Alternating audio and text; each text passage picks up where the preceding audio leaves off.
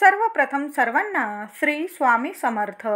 अयोध्येत प्रभू श्री रामांचे भव्य मंदिर बांधण्यात आलेले आहे. 22 जानेवारी 2024 रोजी प्रभू श्री राम लल्लांची प्राण प्रतिष्ठा या मंदिरात होणार आहे. या भव्य दिव्य सोहळ्याचं आमंत्रण प्रत्येक नागरिकाला आपल्याला मिळालेलं आहे. निमंत्रण म्हणून आले, अक्षतांचं काय करायचं हा प्रश्न प्रत्येक कुटुंबाला प्रत्येकाला पडलेला आहे. तर येणाऱ्या 22 जानेवारीला संपूर्ण विश्वामध्ये दिवाळी सण साजरा होणार आहे. प्रभू श्री रामचंद्रांची 500 वर्षानंतर आपल्या भव्य दिव्य अशा मंदिरात प्राणप्रतिष्ठा सोहळा होणार आहे.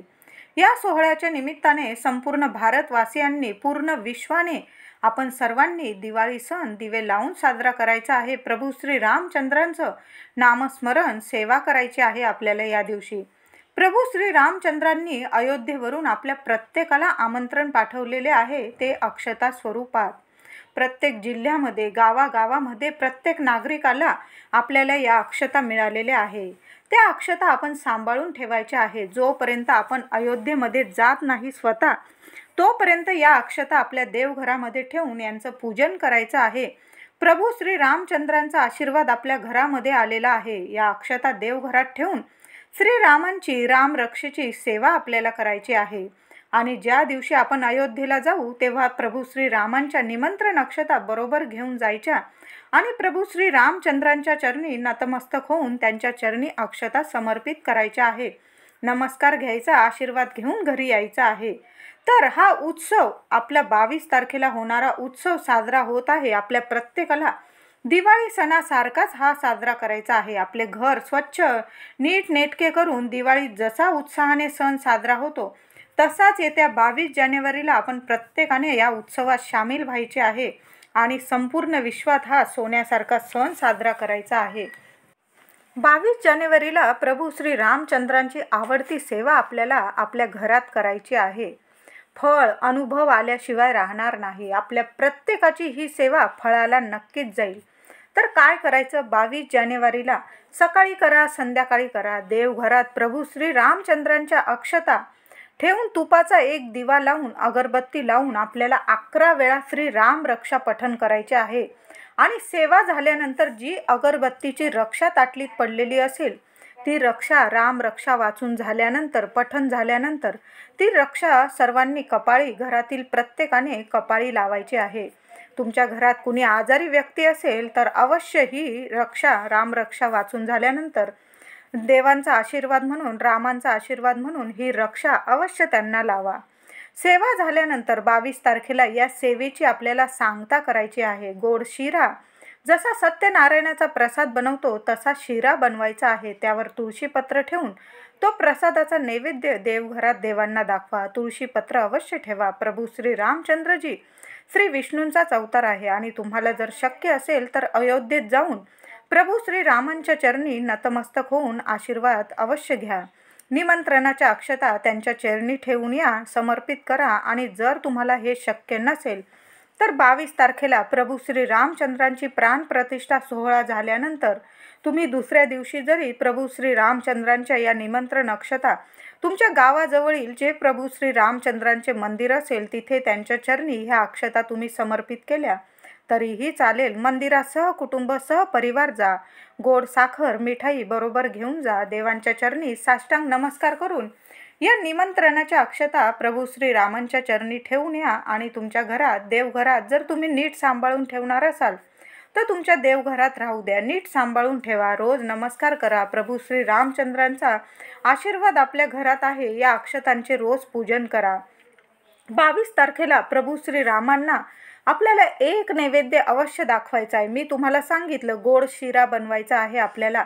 त्याचबरोबर आपल्याला पंजिरीचा नैवेद्य दाखवायचा आहे. पंजिरीचा नैवेद्य प्रभू श्री रामांना खूप खूप प्रिय आहे. आता पंजिरीचा नैवेद्य कसा करायचा? साध्या सोप्या पद्धतीने थोडीशी मूठभर धने घ्या, थोडेसे गरम करून घ्या, त्यात साखर टाका, थोडीशी वेलची टाका, काही ड्रायफ्रूट टाकायचे असतील तुम्हाला ते टाकले तुम्ही तरीही चालेल. अशा साध्या सोप्या पद्धतीने आपण पंजिरीचा नैवेद्य आपल्याला प्रभू श्री रामांना आपल्या देवघरात दाखवायचा आहे. तुम्हाला मंदिरात हा प्रसाद वाटायचा असेल तो सुद्धा तुम्ही वाटू शकता. अगदी 1.25 किलोचा जरी तुम्ही प्रसाद वाटला, घर तुमचं धनधान्याने भरलेलं राहील कायम. 22 तारखेला हा नैवेद्य नक्की करा. एक वेळेस तुम्हाला शिरा नाही बनवता आला, नका बनवू, पण पंजिरीचा नैवेद्य अवश्य बनवा. थोडेसे धणे आणि नुसती साखर जरी तुम्ही बारीक करून देवांना नैवेद्य दाखवला, तरीही तुमचं घर धनधान्यानं भरलेलं राहील. माता लक्ष्मी कायम प्रसन्न राहील. तुम्ही अक्षता देवघरात सांभाळून ठेवू शकता. तुम्हाला अक्षता जर तुम्हाला एखाद्या मंदिरात नसेल ठेवायच्या, तर तुम्हाला अयोध्येला नाही जाणं झालं, तर तुम्ही देवघरात नीट सांभाळून ठेवू शकता. किंवा एका लाल कपड्यात अक्षता बांधून आपल्या तिजोरीत ठेवू शकता. आपली तिजोरी नेहमी आपल्या श्रीरामांच्या आशीर्वादाने कायम भरलेली राहील. कधीच कसली कमतरता राहणार नाही.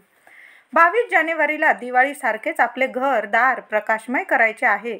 देवघरात अखंड दिवा लावायचा आहे. या दिवशी अगदी सकाळी लवकर उठायचे. आंघोळीच्या पाण्यात थोडीशी हळद टाकून आंघोळ करा आणि छानशी देवांची पूजा करा. लाल कलावा असेल तुमच्याकडे, लाल पिवळा कलावा, त्याची वात केली तुम्ही आणि अखंड दिवा सकाळीच लावून द्यायचा. अगदी 24 तासासाठी जवळजवळ 23 तारखेपर्यंत तो दिवा प्रकाशमय राहिला पाहिजे. अशा पद्धतीने एक दिवा अखंड लावायचा आहे 22 तारखेला. तुम्हाला कलाव्याचा दिवा नसेल लावायचा, तुम्ही कापसाच्या वातीचा दिवा लावला तरीही चालेल, पण नक्की एक अखंड दिवा आपल्या देवघरात प्रज्वलित करायचा आहे. रात्रंदिवस तो जळायलाच हवा, चांगला प्रज्वलित करायलाच हवा आपण 23 तारखेपर्यंत तरी. दारात दिवे लावा, तुळशीजवळ लावा, मुख्य दाराशी, सर्व ठिकाणी दिवे लावायचे आहे. दिवे लावण्यासाठी मातीच्याच पंत्या आपल्याला घ्यायच्या आहे. तुमच्याकडे इतर दिवे असतील तेही चालेल. आपल्या दिवाळीच्या पंत्या असेल स्वच्छ धुवून घ्या, त्या पण लावल्या तुम्ही तरीही चालेल. अजून आपल्याला एक दिवा पिंपळाच्या झाडाखाली लावायचा आहे, एक दिवा उंबराच्या झाडाखाली आणि एक दिवा आपल्याला केळीच्या झाडाखाली दिवा लावायचा आहे. पिंपळ, उंबर, केळी या झाडांमध्ये प्रत्यक्ष प्रभू श्रीराम, प्रभू श्री विष्णू वास करतात. म्हणून या झाडाखाली दिवा लावायला विसरू नका.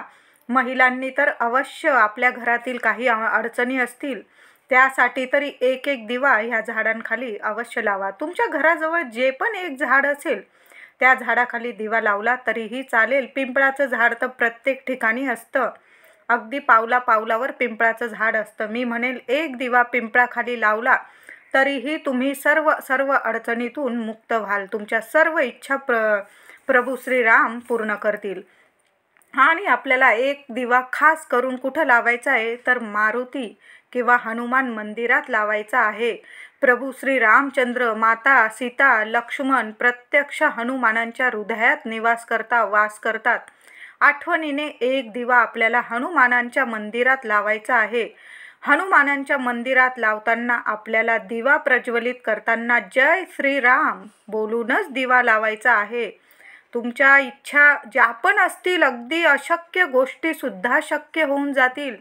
हनुमानांच्या हृदयात वास करतात प्रभू श्रीराम. तुम्ही जर 22 तारखेला एक दिवा प्रभू श्रीरामांचं नाव घेऊन प्रज्वलित केला हनुमानांच्या मंदिरात, बघा चमत्कार लगेच दिसून येईल. तुमच्या घराजवळ जे श्रीरामांचं मंदिर असेल तिथं सुद्धा तुम्ही एक दिवा लावा. आपल्या स्वामींच्या मठात दिवा लावला तरीही चालेल. स्वामी दुसरे तिसरे कोणी नाही, प्रभू श्रीरामांचेच रूप आहे. श्री स्वामी केंद्र दिवे लावून उजळून टाकायचं आहे. ह्या दिवशी आपलं घरदार प्रकाशमय करायचं आहे. प्रत्येक ठिकाणी जिथं तुम्हाला दिवे लावायला मिळेल तिथं लावा. त्याबरोबर आपल्या जवळील मंदिरंसुद्धा दिवे लावून दिवाळी साजरी करायची आहे.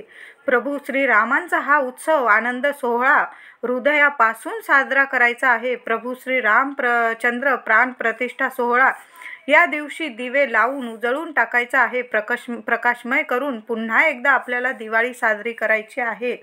तुम्हाला जास्त दिवे नाही लावता आली तर एक दिवा आपल्या देवघरात गाईच्या तुपाचा लावा. अखंड लावला तुम्ही तरीही चालेल. देवघरात तुम्हाला गाईच्या तुपाचा दिवा एवढा परवडत नसेल, तुमच्या घरात तूप वगैरे नसेल, तुम्ही तेलाचा अखंड दिवा लावला तरीही चालेल. प्रकाश होणं महत्त्वाचं आहे. एक दिवा देवघरात लावा, एक दिवा आपल्या किचनमध्ये लावा, एक दिवा पितृदेवतांसाठी दक्षिणेस तोंड करून लावून द्या. 1-2 दिवे मुख्य दारात लावा, एक दिवा तुळशी मातेजवळ लावा. असे किमान 5 दिवे तर आपण लावू शकतो ना. मग असे 5 दिवे लावून का होईना 22 जानेवारीला आपल्याला दिवाळी सण, आपल्या प्रभू श्रीरामांचा हा सण सोहळा आनंदाने उत्सवाने साजरा करायचा आहे. व्हिडिओ आवडला असेल लाईक करा, शेअर करा.